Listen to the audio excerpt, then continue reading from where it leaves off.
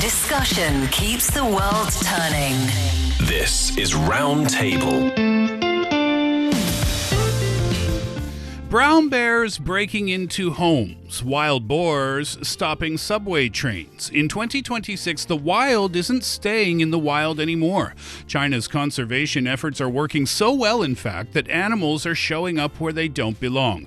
We'll take a look at what happens when success creates conflict and the new law trying to make coexistence possible. Coming to you live from our studios in Beijing, this is Roundtable. I'm Steve. Thank you very much for being with us today. And for the show, I'm with Yushun and Fei Fei. First up, we used to think of wildlife conservation as a distant effort to save animals in the deep wild. But in 2026, the wild has come to our doorstep.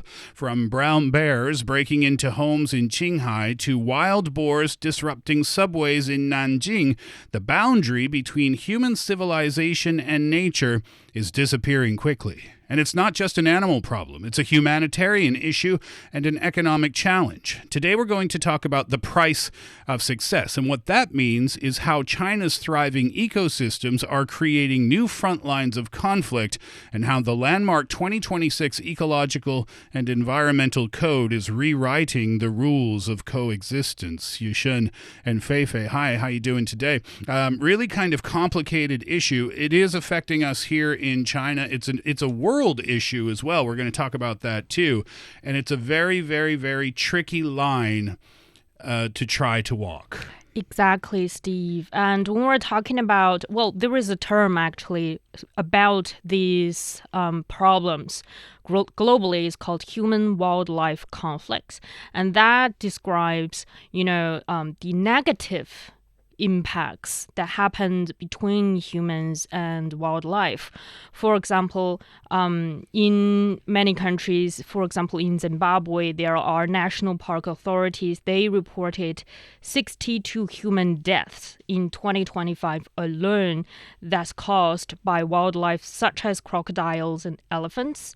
And that happens in other countries as well, in North America, in South America, and also here in Asia. So globally, human-wildlife conflicts affect over 75% of the world wild cat species, according to the United Nations figures, as well as there are also other types of animals like elephants, polar bears, and also there are incidents of conflicts between humans and birds. Yeah, it's not a short list, and it's the negative impact of wildlife on human civilization, but it's also the negative impact of human civilization on wildlife too. And yes, in North America, I think it was in January of this year, there was a high-profile attack of a mountain lion.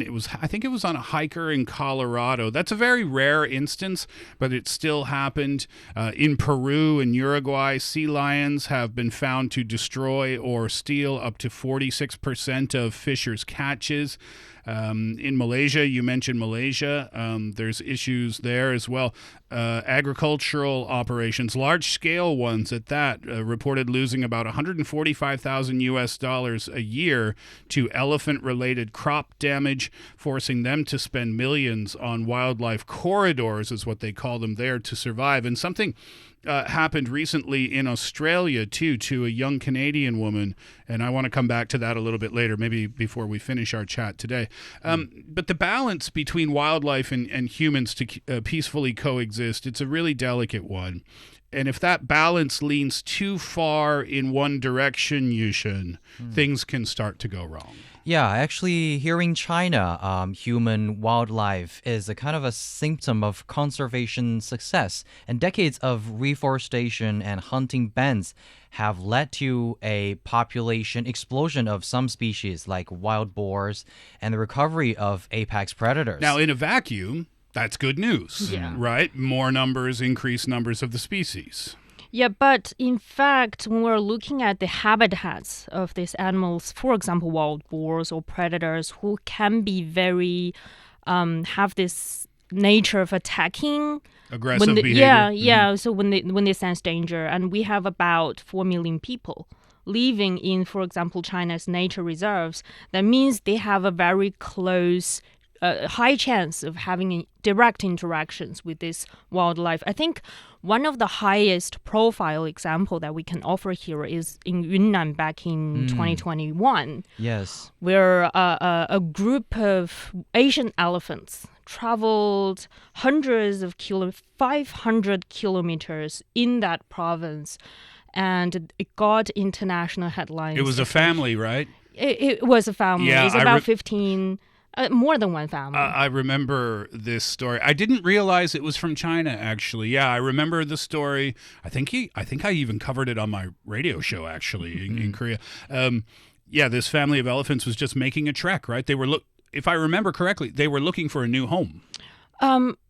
At that time, I don't think people are really sure about what's happening, why they travel, because in Asian elephants, they always travel among seasons. But at that case, they travel further than usual, and that's why people start to tracking why they are wandering. It has always been one of the issues or the incidents that these villagers may come across, because the reports are saying that they're kind of getting used to the interaction of they're not interacting with them. They're just leaving their house or their farmlands there to let the wild elephants to go in. And of course, maybe some authorities may to intervene, but the villagers, they're kind of getting used to the life with these wild elephants. And I think that is also one of the ways that Chinese people are saying it is I think, coexistence with these wild creature, because of course, they are stepping on the farmlands, stepping on the crops and everything. What is taking the responsibility? And of course, the local authorities, they're paying for all the loss of these villagers. Sure, yeah, and the animals are not to blame here. They're not doing they're not doing anything out of the ordinary, right? As of early 2026, over 14 provinces and regions have implemented specific compensation measures to handle the rising costs of crop destruction, also livestock predation. Provinces with high incidences of human-wildlife conflict. Yunnan is one example. Qinghai is another example. Sichuan is another example. The list goes on. They were among the first to formalize these systems. Fei Fei, you had a chance to talk with an expert about this exact topic. Yes, as Stephen, you have mentioned that Qinghai has one of the highest chances in China to seeing these kind of human-wildlife conflict. And in particular, we're talking about the Tibetan brown bears. They are one of their primary sources of this conflict. So I had the chance to speak with Professor Xie Yi. He's from the Beijing Forestry University, and he's been working in a prefecture in Qinghai called Yushu. And they are solving the conflicts between the local people there and the brown bears. I asked him about the work he does and what type of conflicts usually arise between the local people and the bears. In 2020, I conducted a field survey on human-bear conflicts in Qinghai. More recently, we have been working on mitigating human-bear conflict since 2023. We have successfully developed 5 types of technologies, including online monitoring, intelligent recognition, early warning system, physical fencing, and deterrence equipment. Usually there are 3 types of conflicts over there. The first is the brown bear as the predator for local people's livestock. And also brown bear, they will destroy or distract the local people's house and other facilities. And, the worst situation is the brown bear will have the threat to local people's life security. I can give you one case. A brown bear broke into a herd settlement. It destroyed the windows and the doors of 11 rooms with economic losses over 10,000 yuan. Such brown bear house destroying incidents happen more than 100 times every year in Yushu Prefecture. 100 times a year. And only in one prefecture. 100 times a year this is happening. Yes, Goodness yes. me, that's obviously multiple times a month. And, well, it's also because of the geography, because that county or prefecture called Yushu is very close to a national park called Sanjiangyuan National Park.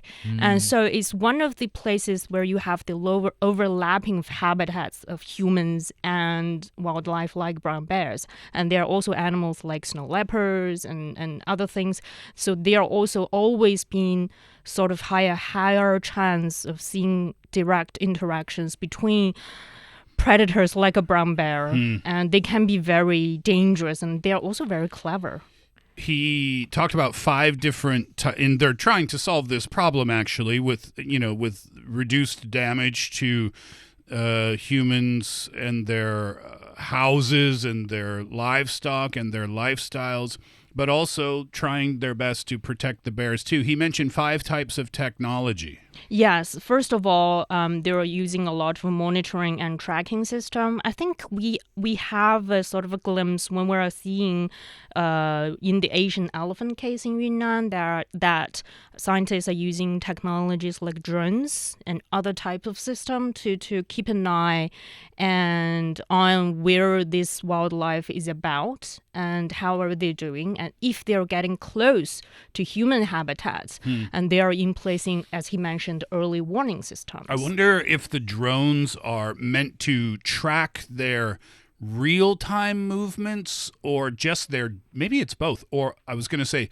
just their general movements throughout any given day to see where they go and what they're doing so that they can keep an eye on them. Probably a combination of the two. I think so. Yeah. And when I was seeing the reports, a lot of these drones are flying above them and trying to predict the way or the route that they're going so that they can have maybe a warning to the villagers alongside the route. Right. And I think that is also one of the ways that people can actually do and at the same time not affecting the movement of them. And also, I think, but for a place like as vast as the Sanjiangyuan National Park as Yushu, it's very difficult to have a drone flying over the sky all the time and keeping track of everything. You can't you can't have one drone per bear.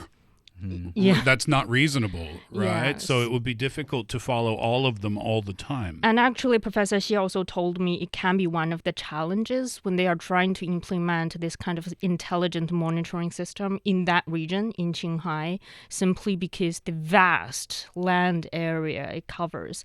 And also because of the harsh environment on the plateau. We are talking about the Qinghai-Tibet Plateau. And it's also a challenge there. But I think they're using other ways of technologies, for example, infrared cameras. And I think they found through years of surveying, as Professor Xie mentioned, they found like a danger window when these brown bears tend to, appear near a human hesitation. Like a window of time during a day? Yeah, they found, especially at night, roughly between 8:45 p.m. to 2:30 a.m. in the next day is the kind of like a bear curfew. See, that would be a scary time because that's a time of relative inactivity, I would think, for human beings who would just be resting in their homes, particularly the later it gets into the night. Okay, so that's the Tibetan brown bear, but there's also an issue with wild boars.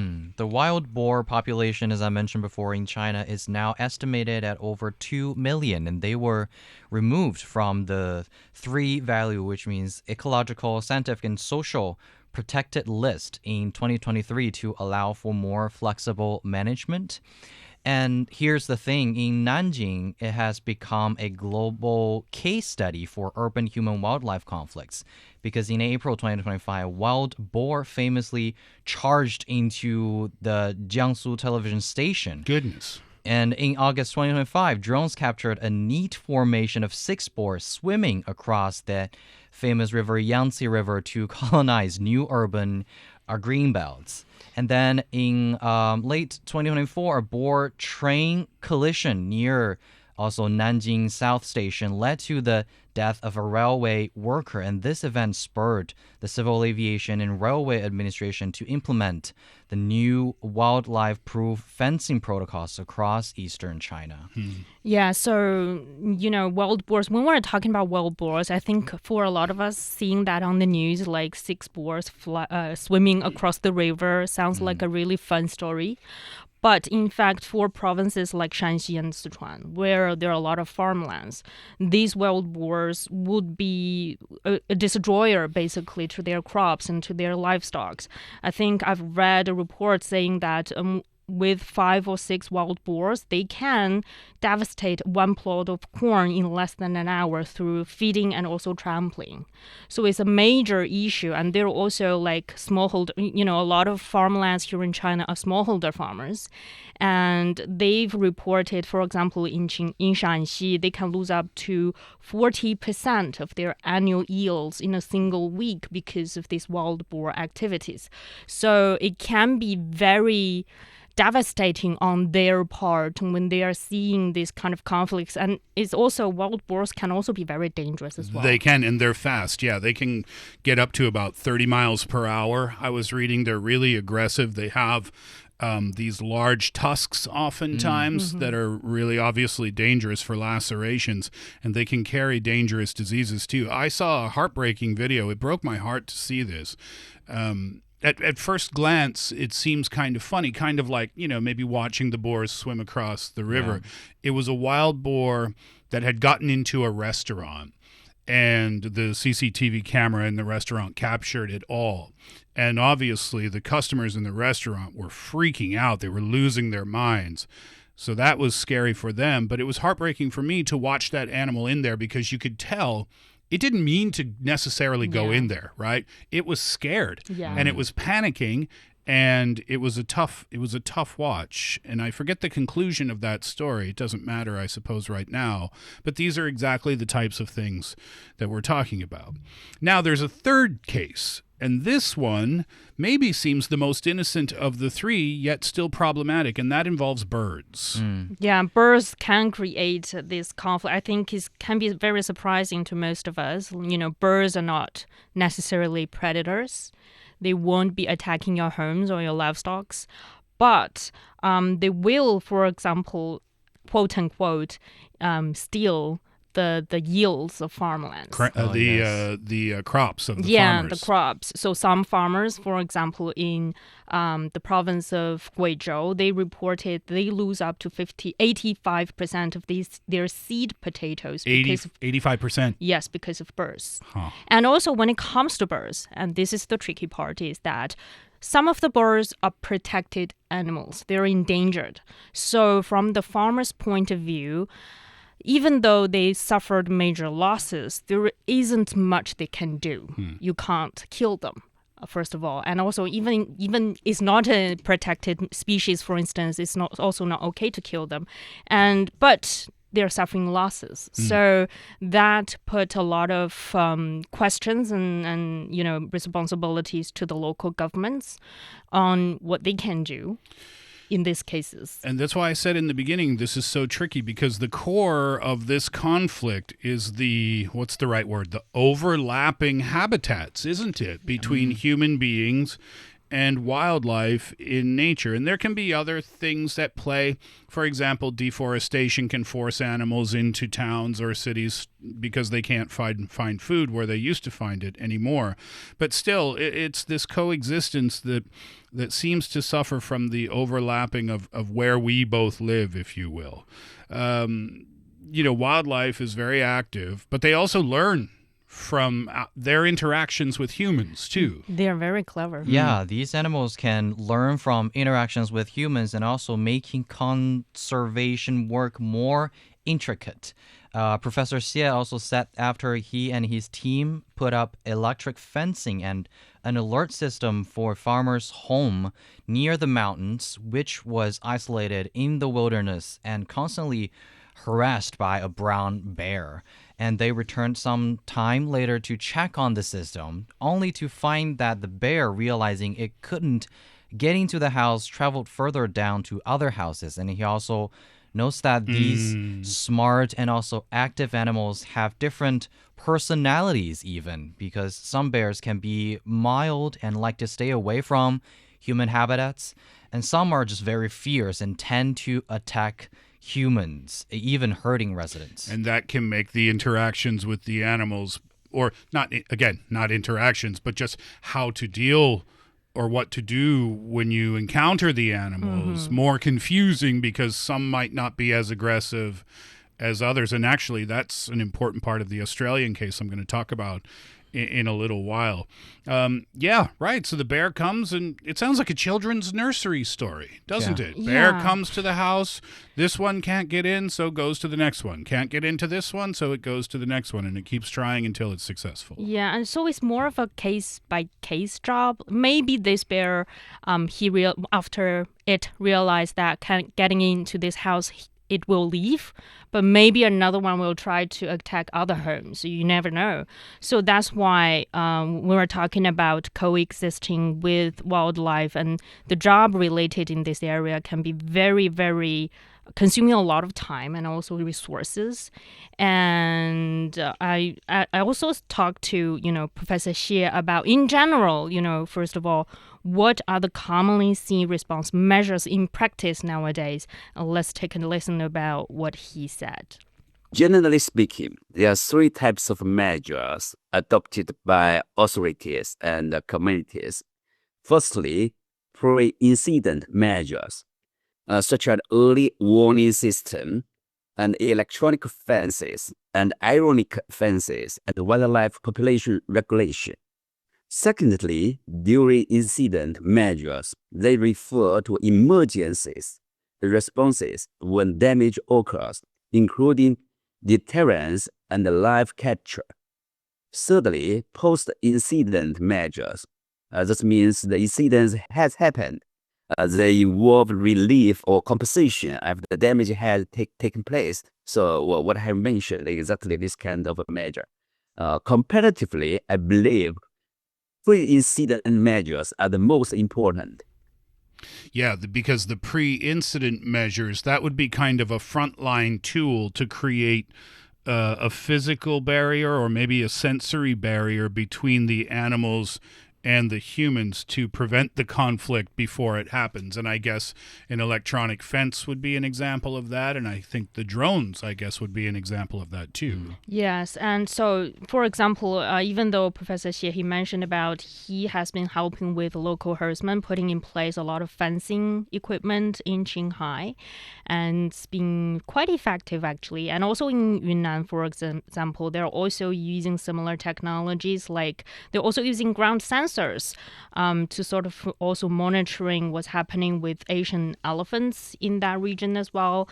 And but there are also other types of pre-incident measures. For example, there are this temporal segregation where they can manage human activities that, for example, enforcing a place where the herdsmen are not allowed to let out their animals. So they're not allowed herding. So grazing is not allowed, so that they offered these buffer zones between where the wildlife would normally be active and where the humans live. This is one of the pre-incident measures as well. And I think there were also, as Professor Shim talked about, emergency responses when damages occur. That's about, for example, they are developing an AI-triggered acoustic and light deterrence. Light deterrent? Yes, meaning, for example, when the brown bears are getting close to a human home in the middle of the night, and some of the deterrent equipment can send out sounds that they don't like, or have lights that's sort of meaning that danger to them, so that they'll go away. Okay. And I think Professor Xie also mentioned he's also developing a spray with the scent that brown bears really hate. So when a brown bear is getting close to a herdman, if he let out that spray, the brown bear will also leave.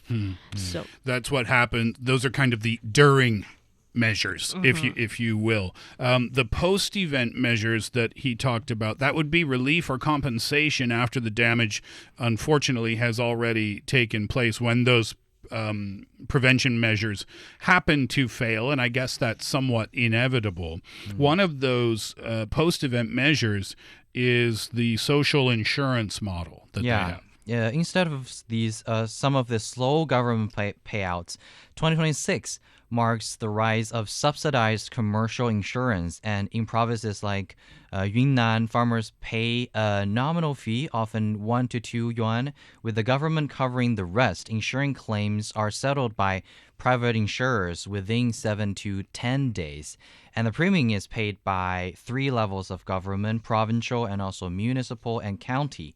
When for example, an Asian elephant ruined rice paddies in a village, the farmers called the agency to claim damages. And also village-level self-help funds is also helping in this situation.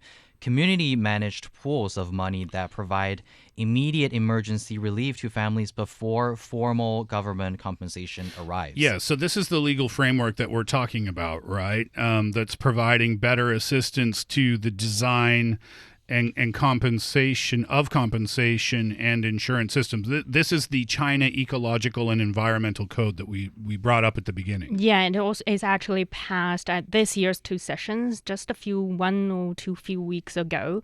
And according to that code, it mandates that provincial governments must establish diverse compensation systems. So right now, the policy is turning from a recommendation to a legal obligation when it comes to provincial governments. And also the code shifts the burden from local, for example, on the county or township governments, to provincial and central government, where they have more of a financial resources when it comes to giving really, handling out this compensation to farmers. So it won't take weeks or months or even years for the farmers to get that money back. Yeah, because for some people that just doesn't really help at all. I mean, because you need that money back quickly, right?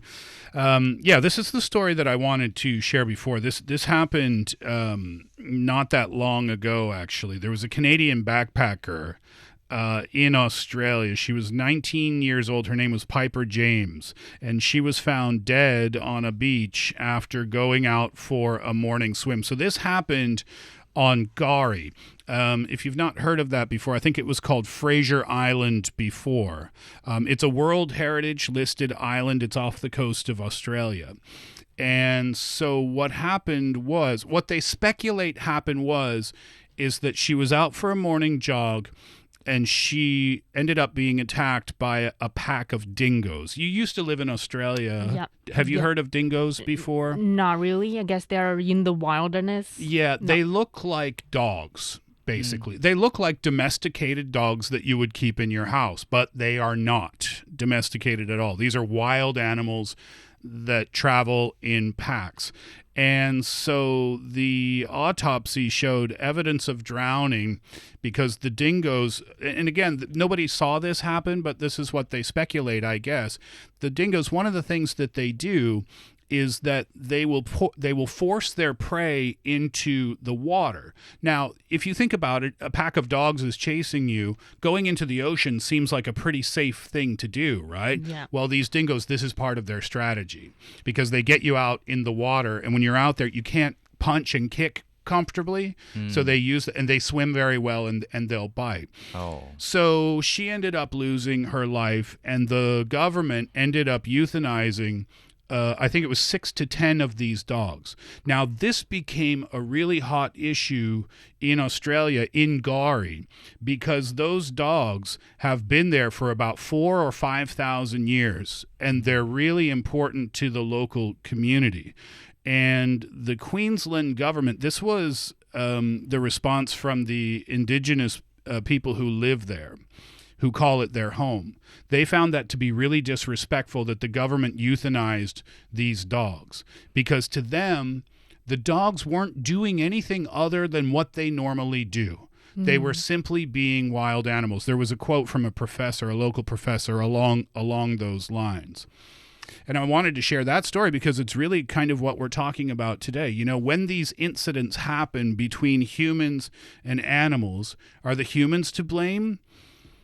Well, no. Yeah, you can't. Yeah, what was wrong with going on a jog on a beach? Are the animals to blame? No. No. So this is why having the right measures in place to make sure that every animal is safe and every human is safe is of the utmost importance. And it sounds like in different parts of China, they're using every resource they can to make sure that that happens, including the latest technology. So that is a good thing.